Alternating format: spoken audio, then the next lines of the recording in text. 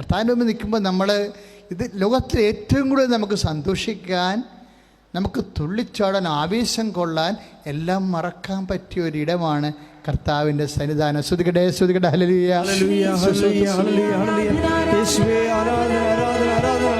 ഓ ദിവ്യകാരുണ്യ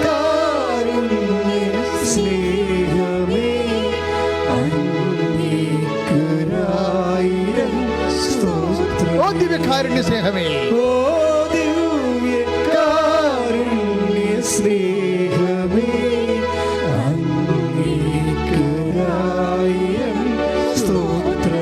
പരിശുദ്ധമായ ദിവ്യകാരുണ്യത്തിന് എന്നേരവും ആരാധനയും സ്തുതിയും പുകഴ്ചയും ഉണ്ടായിരിക്കട്ടെ.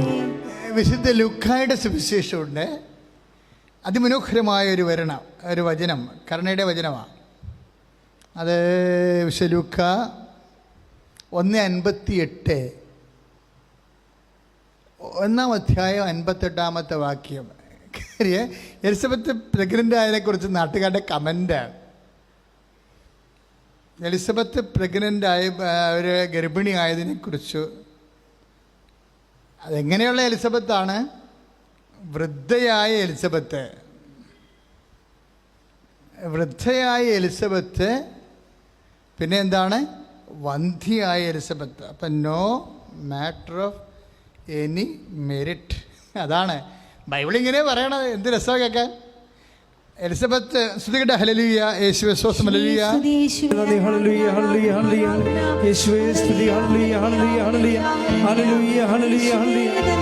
ആരാധന, ആരാധന, യേശുവേ ആരാധന, ആരാധന, ആരാധന, ആരാധന, യേശുവേ ആരാധന. പരിശുദ്ധ പരമദിവ്യകാരുണ്യത്തിന് എന്നേരവും ആരാധനയും സ്തുതിയും പുകഴ്ചയും ഉണ്ടായിരിക്കട്ടെ. എങ്ങനെയുള്ള എലിസബത്താണ്?